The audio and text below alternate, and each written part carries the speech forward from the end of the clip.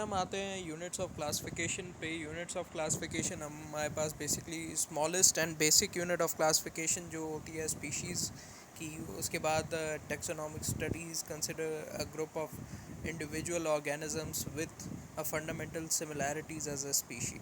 ठीक है, स्पीशी का सबसे पहला रूल ये है कि इनमें कोई ना कोई सिमिलैरिटी, कोई ना कोई जो चीज़ है जो मतलब एक कॉमन चीज़ होनी ही चाहिए।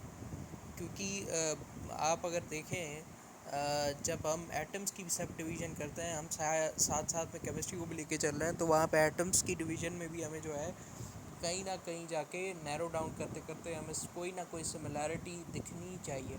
उसके बगैर हम लोग नीचे नहीं जा सकते। उसी वजह से हम लोग ये कहते हैं कि ये जो स्पीशीज़ का जो रूल है, स्पीशीज़ उसमें आप जब बात करें तो आपके पास कोई ना कोई सिमिलैरिटी, कोई ना कोई एक कॉमन जो दोनों के बीच में एक चीज़ कॉमन होनी चाहिए, उसके बाद वो स्पीशी में क्लासिफाई होंगे। Thus, all members of the particular species share these similar characteristics and can naturally interbreed to produce a fertile offspring. ठीक है, तो यही बात हो रही है कि यहाँ पे जो है वो एक फर्टाइल ऑफस्प्रिंग के लिए वो इंटरब्रीड करेंगे।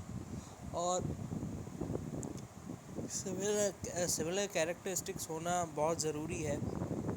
जहाँ तक ये सवाल आता है स्पीशीज़ का, closely related species are grouped together in genera, singular genus. Similar genera are grouped together into families, families into orders, orders into classes, classes into phyla or division into kingdom. ठीक है, ऐसे ही grouping होती है। जब आपके पास species हैं वो जो है जीनस में कन्वर्ट होते हैं, जीनस फैमिली के अंदर, और फैमिली ऑर्डर, ऑर्डर जो है वो क्लास को, ऑर्डर के बहुत सारे ऑर्डर मिलके जैसे एक क्लास बनाते हैं, और बहुत सारे क्लास जैसे हैं एक फाइलम बनाते हैं, और बहुत सारे फाइलम जाके एक किंगडम बनाते हैं। उसी तरह जिस तरह आपके पास वो था सेल, और जितनी ऑर्गेनाइजेशन आपकी बॉडी की थी, से बहुत सारे सेल जैसे मिलके टिशू बना रहे थे। टिशू जो है आपके पास ऑर्गन सिस्टम, और ऑर्गन्स जो है उसके बाद ऑर्गन बनते हैं, ऑर्गन के बाद जो है वो एक ह्यूमन बनता है, और ह्यूमन के बाद, ह्यूमन तो नहीं लेकिन लिविंग ऑर्गेनिज्म पहले आप उसको कहें, लिविंग ऑर्गेनिज्म बनता है। उसके बाद जाके आपके पास जो है ऐसे ही क्लासिफिकेशन आगे बढ़ती जाती है। तो यही बात इसमें जो है वो टेक्सोनॉमिक ऑर्डर के हिसाब से ये बात की जाए। तो आपके पास अगर आप जो हैं नीचे से ऊपर की तरफ जाएंगे तो आपको पता चलेगा कि स्पीशीज़ जो हैं वो किंगडम की तरफ जाते हैं। और अगर आप ऊपर से नीचे की तरफ आएँ तो आपको पता लगेगा कि यहाँ से किंगडम से अगर हम बड़े से छोटे लेवल पे जाएं तो हमें पता चलता है कि किंगडम से स्पीशीज़ का जो है वो सफ़र कैसा होता है। अब आ जाते हैं aims of classification. Biologist classified the organisms into in order to make them study easily. So the science of classification is called taxonomy. ठीक है, आपके पास यहाँ पे जो है वो एक सहूलत के लिए, ईजीनेस को प्रोवाइड करने के लिए इन्होंने आपको क्लासिफाई करके दे दिया कि ये जो है आपके क्लासिफिकेशन है, जिसको जिसको टेक्सोनॉमी का नाम दिया गया। इस साइंस को जो है टेक्सोनॉमी का नाम दिया गया। सो यही बात की गई है इसके अंदर। टेज़म, और जिसका मतलब ग्रुप होता है, नॉमी जो कि जिसका मतलब नेमिंग होता है। ठीक है, टेज़म जो है वो एक ग्रुप को रिप्रेजेंट करता है। जब नॉमी की बात की जाए तो नॉमी एक पर्टिकुलर नेमिंग सीक्वेंस को रिप्रेजेंट करता है। नाम देना इज़ नॉमी। क्योंकि आप अगर देखें पुरानी लैंग्वेजेस की भी एवोल्यूशन को, तो आपके पास कहीं ना कहीं एक सिमिलैरिटी वो एक लफ्ज़ के अंदर आप कह सकते हैं। नॉमी तो नेम या नाम ही कह दें उर्दू में। ठीक है, टेज़म को आपको याद रखना है कि ये ग्रुप को रिप्रेजेंट करता है। क्योंकि आपके पास जब एक शॉर्ट क्वेश्चन आ सकता है इसमें से, कि जैसे ब्रांचेस डिफ़ाइन करने के लिए दी होती हैं, तो आपके पास जब टैक्सोनॉमी, आपके पास आप टेज़म और नॉमी को मेंशन करेंगे तो आपके पास चांस ज़्यादा बढ़ जाता है कि आप मार्क्स गेन कर सकते हैं। वहाँ पे आपके पास मार्क्स स्कोरिंग का रेशो बढ़ जाता है। सो यहाँ पे हम डिस्कस करते हैं the main aims of this branch are to determine similarities and dissimilarities among organisms so that they can be studied easily. ठीक है, यहाँ पे आपके पास जो सिमिलैरिटीज़ हैं और डिससिमिलैरिटीज़ हैं उनको यहाँ पे स्टडी किया जाए, उसको ही हम टेक्सोनॉमी के ज़ाविये में लेते हैं। और टेक्सोनॉमी को हम बेसिकली कहते हैं कि यही है, जिस डिवीज़न की बात की जा रही है वो यही है टेक्सोनॉमी, कि जहाँ पे क्लासिफिकेशन की बात की जा रही है overall, to find the evolutionary relationship among organisms.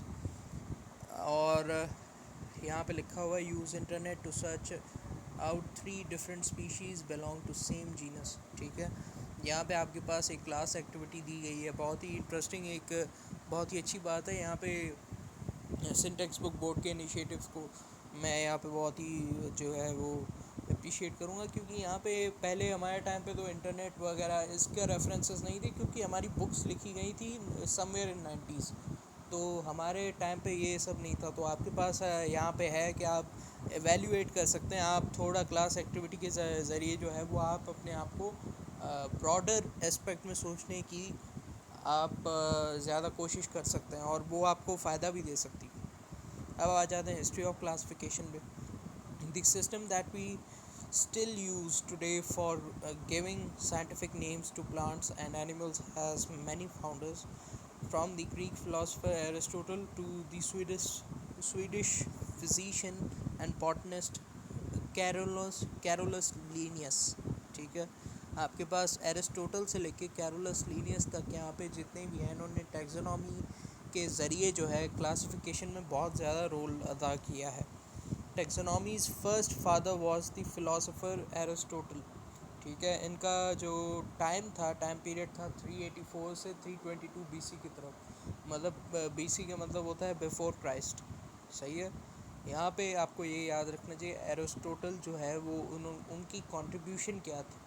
ठीक है, या आप डेट्स तो चलें, फिर भी बायोलॉजी के अंदर एमसीक्यूज़ के अंदर भी मैंने नहीं देखा कि इतनी ज़्यादा डेट्स पूछ रहे हो, लेकिन आपके पास ये पूछेंगे कि ये इसकी कंट्रीब्यूशन बताएं क्या है। Sometimes called as father of science, it was Aristotle who introduced the two key concepts of taxonomy as we practice it today: classification of organisms by type and binomial definition। ठीक है, यहाँ पे आपके पास contribution नीचे ही दी हुई है कि classification of organisms binomial definition के ज़रिए और टाइप के ज़रिए। सही है, टू बी रिमेंबर्ड, टाइप यानी किस्म और बायनॉमियल यानी जो कि नोमेनक्लेचर आपके पास होता है, जिसमें वो नेमिंग आपके पास होती है। सो नेमिंग के अकॉर्डिंग और उनकी जो टाइप के अकॉर्डिंग है, उसको यहाँ पे क्लासिफाई करने की बात की जा रही है। बायनॉमियल का ओरिजिनल मीनिंग है the two term naming system. So यहीं पे बायनॉमियल की जहाँ बात की जाए तो आपको पता हो जाना चाहिए कि यहाँ पे टू टर्म नेमिंग सिस्टम की बात हो रही है। यहाँ पे जो इन्होंने डबल एक नाम दिया था, जैसे इनके पास जब क्लासिफाई कर रहे थे हम लोग हायर ऑर्डर की तरफ, तब हमें पता चला कि यहाँ पे जैसे साइंटिफिक नेम दिया गया है होमो सेपियंस, तो ये एक एग्जांपल है आपके पास बायनॉमियल की। बायनॉमियल से बाय से मुराद है टू, ठीक है, और नॉमियल से मुराद है नेमिंग की तरफ जो इशारा है, वो वे ऑफ नेमिंग। ठीक है, आप ये कह सकते हैं।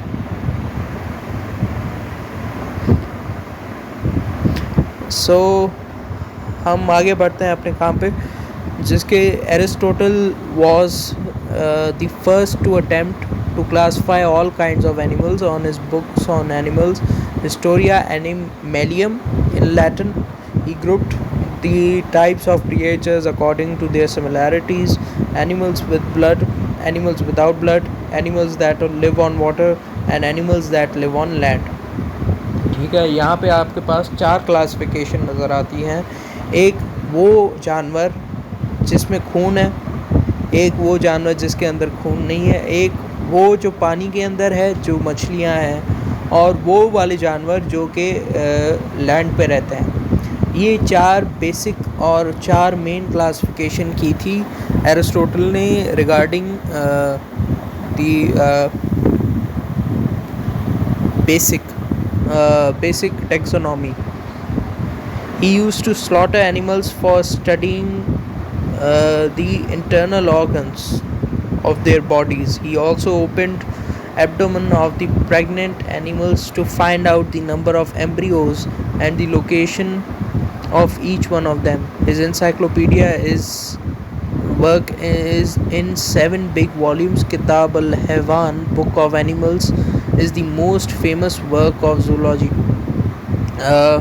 ये यहाँ पे बात हो रही है अबू उस्मान उमैर अल जाहिज़ की, ठीक है। यहाँ पे इनके पास जो है वो उन्होंने क्लासिफाई किया और ये बाकायदा जानवरों को जो है वो ज़िबा करके और उनके अंदर के इंटरनल ऑर्गन्स को जो है वो देखा करते थे। उनके अंदर की जितनी भी चीज़ें हैं, ठीक है, जितना भी मादा और जितनी भी स्टमक वगैरह वो सब देखते थे और उससे देख के वो पता करते थे कि ये जो है उनके क्या है।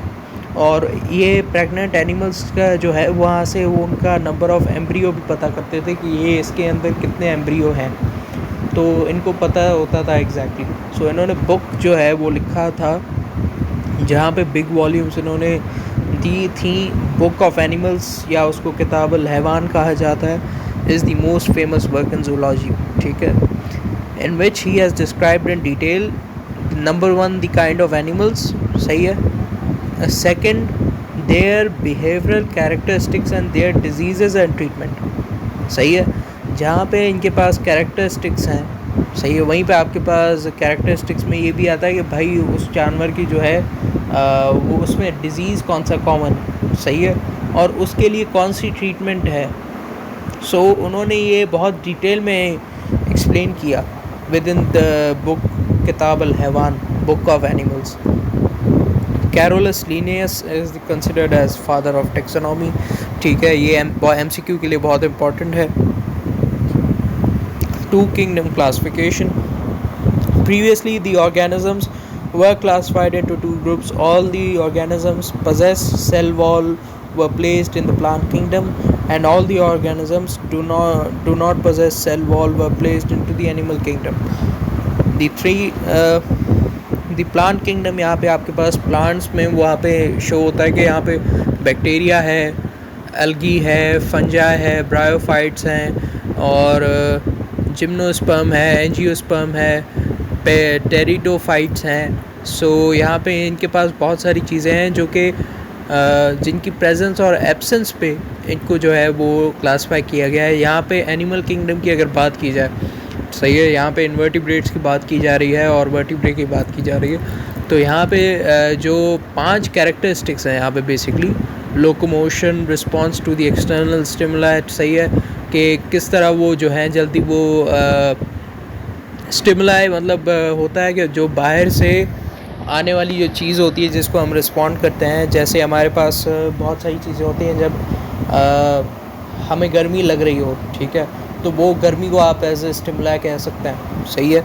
और जो हमारा रिस्पॉन्स है, जो पसीना है, सही है, उसको आप लोग आप कह सकते हैं कि ये एक किस्म का इफ़ेक्ट है जो बॉडी शो कर रही है, सही है। तो वो ये आप कह सकते हैं कि ये इफ़ेक्ट, और उसके बाद उसमें आता है आप जब होम्योस्टेसिस पढ़ेंगे फर्स्ट ईयर में तो आपको पता लगेगा कि ये क्या बात कर रहा हूँ मैं। अब मोड ऑफ न्यूट्रिशन जो है उसमें प्लांट्स तो वो खाते नहीं हैं, वो डू नॉट ईट है, सही है, और जब एनिमल्स हैं वो खाते हैं, सही है, उनको ईटिंग का तो वो हैबिचुअल है। जो कॉन्ट्रैक्टाइल सिस्टम है, सही है, कॉन्ट्रैक्टाइल सिस्टम से मुराद ये कि जो कंडक्टाइल सिस्टम की बात की जा रही है। यहाँ पे 2 किंगडम क्लासिफिकेशन में जब बात की गई थी तो एनिमल में वर्टिब्रे और इनवर्टिब्रे और प्रोटोजोआ तीनों आए थे, सही है। तो कॉन्ट्रैक्टाइल सिस्टम उस हिसाब से बात की जा रही है कि एनिमल किंगडम के अंदर क्या क्या चीज़ें हैं, तो आपके पास होना चाहिए कि यस वो प्रेजेंट है। Invertebrates including protozoa, vertebrae etcetera. और सेल वॉल जो है वह आपको पता है कि प्रेजेंट होती है प्लांट्स के अंदर और एब्सेंट होती है विद इन एनिमल्स।